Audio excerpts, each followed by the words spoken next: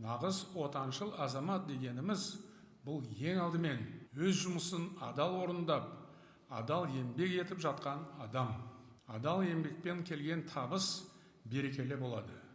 Жалқау, еріншек адам ешқашан отаншыл азамат бола алмайды. Қоғамымызға жалаң ұран, бос әңгіме, құрғақ уәде, қызыл сөз керек емес, нақты іс қажет. Отаншылдық дегеніміз әдемі сөз сөйлеп, жұрт алдында керемет болып көріну емес. Бұл ең алдымен елге пайда әкелу. Отанға деген адалдықты нақты іспен көрсету.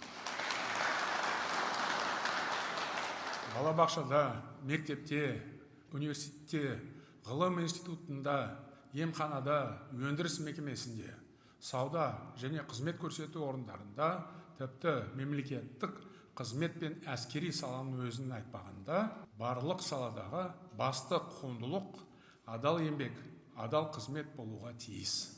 Осы мақсатпен өткен жылды бүкіл ел болып, жұмысшы мамандықтарын дәріптеуге, оларға құрмет көрсетуге арнадық.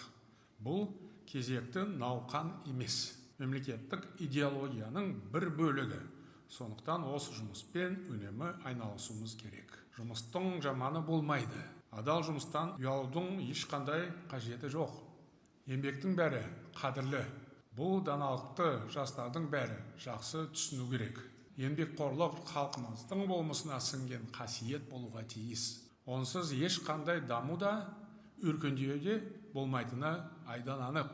Ілгерілеу, яғни прогресс, елімізге арнайы шақыру бойынша құрметті қонақ болып келмейді. Құнды сыйлық ретінде берілмейді. Ілгерілеуге қол жеткізу үшін бүкіл қоғам бір ұжым болып, табанды, үйлесімді жұмыс істеу керек.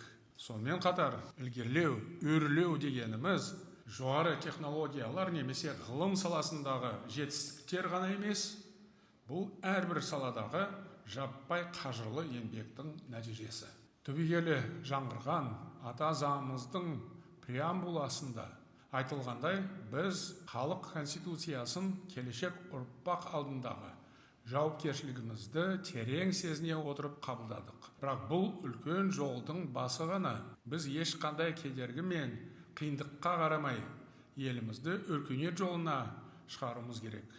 Халқымыздың тарихи тағдыры өзіміздің қолымызда. Қазақстаннан басқа отанымыз жоқ. Шындықты айтсақ, Қазақстанның дамуы мен өрлеуі бізден басқа ешкімге керек жоқ. Сондықтан қазір